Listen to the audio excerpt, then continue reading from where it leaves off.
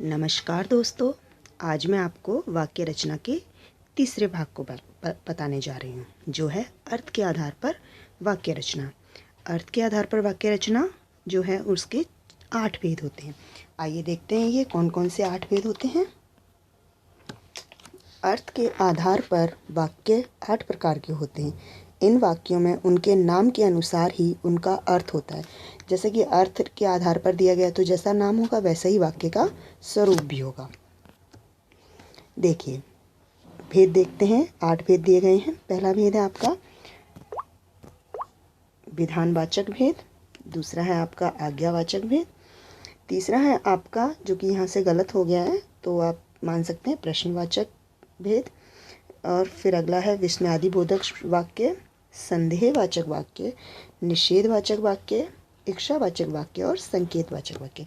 तो ये जो गिनती में है ये 8 हो गए हैं और ये जैसा नाम है उसी हिसाब से इनका अर्थ भी स्पष्ट होगा। आगे देखते हैं एक एक भेद के बारे में क्या दिया गया है।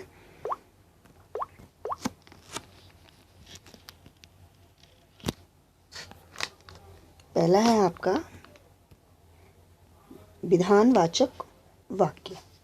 जिन वाक्यों में किसी विधान अर्थात कुछ होने या कार्य प्रक्रिया का बोध होता है उन्हें विधानवाचक वाक्य कहते हैं।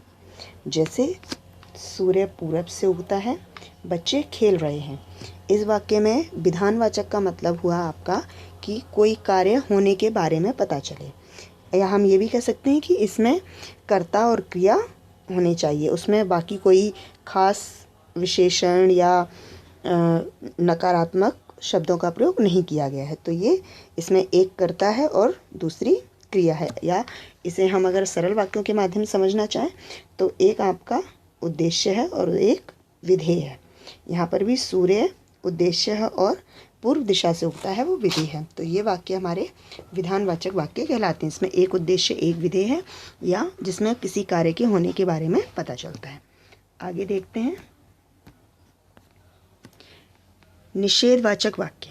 निषेध का मतलब ही होता है नहीं, यानी कि निषेध का मतलब ही अपने आप में नकारात्मक होता है। नहीं, कोई कार्य नहीं करना है, कोई चीज़ नहीं हुई है, वो चीज़।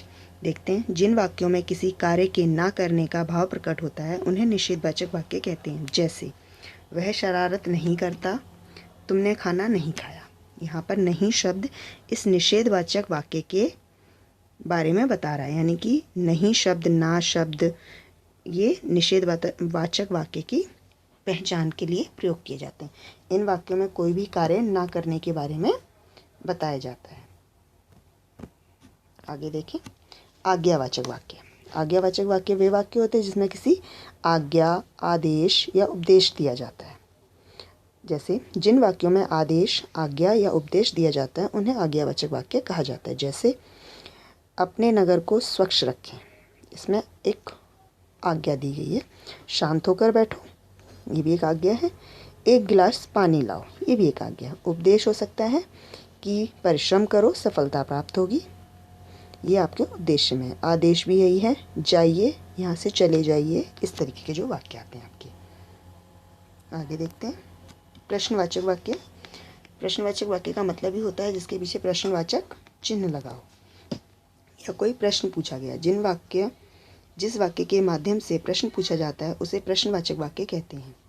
यानी कि प्रश्न पूछना, कोई भी सवाल पूछना। जैसे यह पेड़ क्यों काट रहे हो, यहाँ क्यों प्रश्नवाचक शब्द है। आप क्या खाओगे, क्या प्रश्नवाचक शब्द है, और ये जो लगा हुआ निशान है ये प्रश्न सूचक चिन्ह है।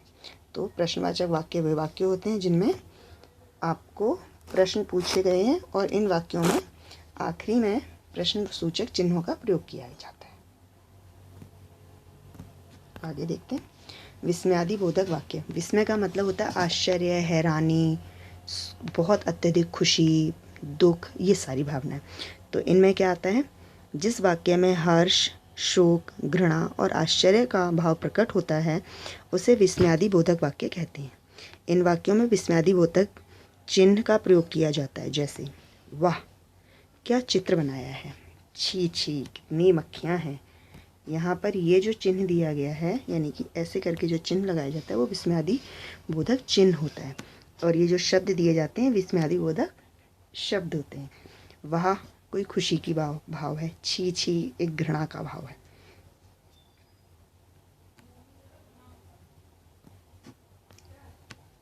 इच्छावाचक वाक्य, जिस वाक्य के माध्यम से इच्छा भाव व्यक्त किया जाए उसे इच्छावाचक वाक्य कहते हैं। जैसे ईश्वर करे आज जमकर वर्षा हो जाए, तुम दीर्घायु हो। यहाँ पर आपको कोई आशीर्वाद दी जाती है या कोई इच्छा व्यक्त की जाती है, अपनी जो मनोकामना है वो बताई जाती है। जैसे काश मैं कक्षा में प्रथम आ जाऊँ, काश मैं बहुत अच्छा काम कर जाऊँ, इस तरीके के वाक्य में इच्छा आती है तो वो इच्छावाचक वाक्य कहलाते हैं।